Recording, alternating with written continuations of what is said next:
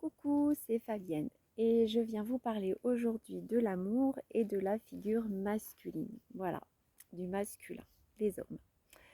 Alors que vous soyez flamme jumelle universelle, âme sœur ou dans un lien d'âme, ou bien tout simplement que vous vous questionnez sur les ingrédients de l'amour, eh bien,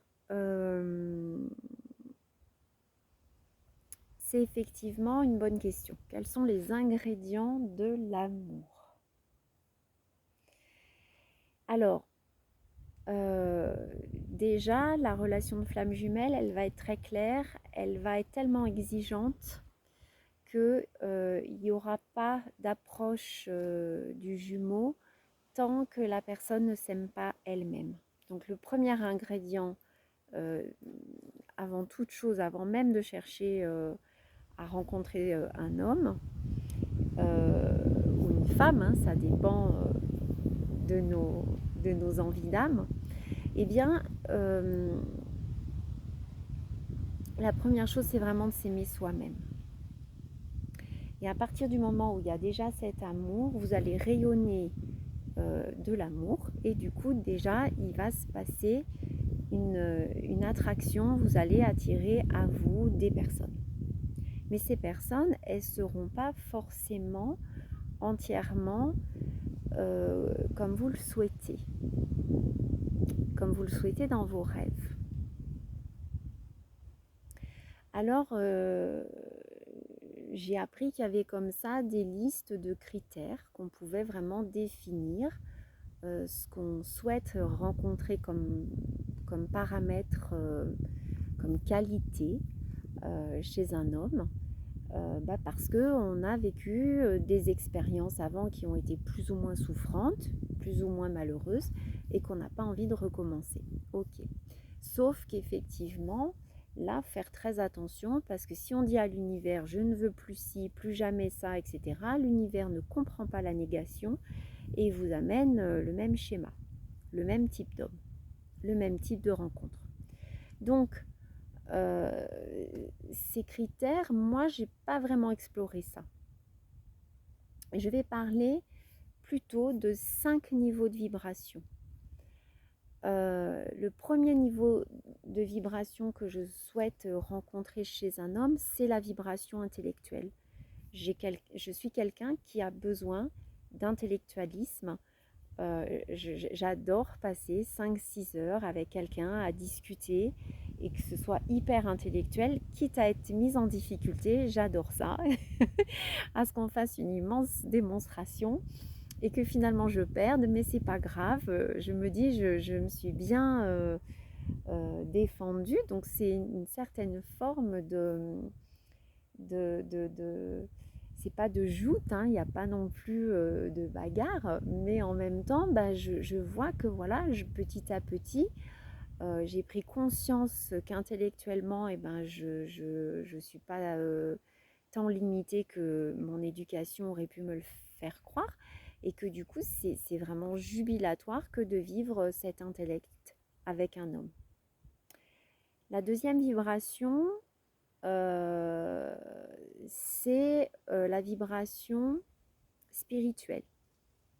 J'ai besoin, j'ai envie, ça fait partie de ce que je suis maintenant, que d'être quelqu'un qui se pose des questions quant à la dimension spirituelle de la vie. Le troisième niveau de vibration, c'est le niveau émotionnel. Certains l'appelleraient le cœur, mais non, moi je dis bien émotionnel. C'est-à-dire une certaine capacité à accepter ses émotions, à ce qu'elles nous traversent et pouvoir les définir, les voir, les amadouer, ne pas se juger là-dedans et puis du coup de pouvoir en discuter parce qu'on sait très bien que dans le couple c'est deux personnes et qu'il va y avoir de l'émotion des deux côtés, pas forcément avec le même contenu, la même intensité, la même temporalité, et que la vie c'est ça, hein, c'est d'accueillir chacun, l'autre et soi-même dans tout ce qui se présente dans la matière, sans rejeter et sans dire bah ça j'aime pas donc j'en veux pas.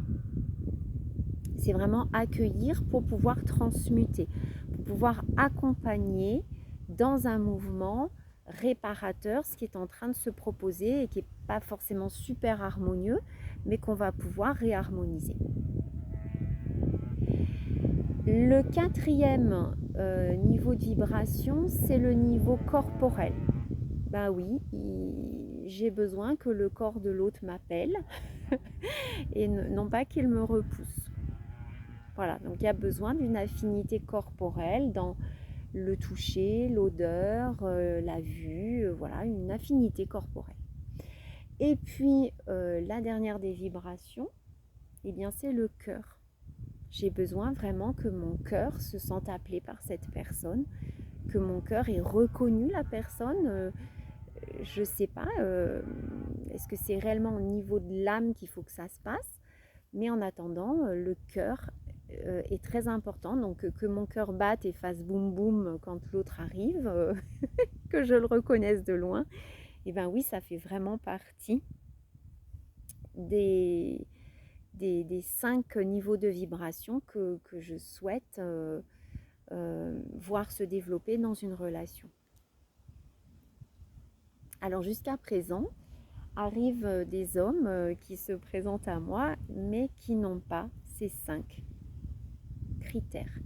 Alors, ça ne veut pas dire qu'ils doivent être mis de côté parce qu'ils ne sont pas au niveau maximum de tous ces niveaux. Je n'attends pas d'un homme qui soit à 100% du déploiement de toutes ces capacités par rapport à ces niveaux-là. Je suis moi-même en apprentissage de la vie, donc je peux comprendre que l'autre soit aussi en apprentissage, mais pour autant, j'attends de la personne qu'elle soit volontaire, parce que moi, je suis volontaire.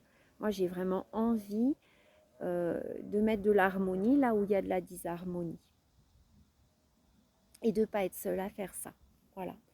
Donc, pour l'instant, j'ai rencontré des hommes, mais à chaque fois, il manquait un des critères, un des niveaux de vibration. Alors, je me souviens d'un homme que j'avais rencontré il y a 7 ans et avec qui il y avait eu une toute petite histoire parce que, voilà, c'était très, très...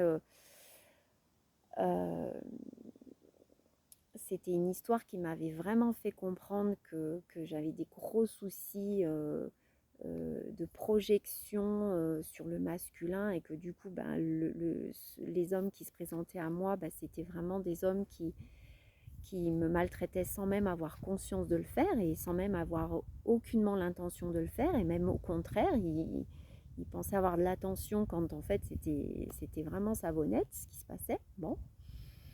Eh bien, en tous les cas, cet homme, il m'a quand même apporté une phrase parmi tant d'autres, mais une phrase qui parle d'amour et du choix amoureux. Il m'avait dit: sois exigeante, Fabienne. Et je lui avais dit: mais comment ça, il y a des critères?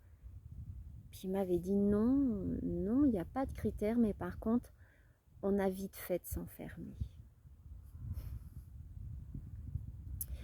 Donc effectivement, je pense que c'est sans être méfiante, c'est la prudence. Et donc c'est de prendre son temps, de rencontrer l'autre, de voir comment il fonctionne, de sonder un petit peu le niveau de ces 5 critères, de ces 5 vibrations, et de se dire, bon bah oui, est-ce que j'ai envie d'y aller?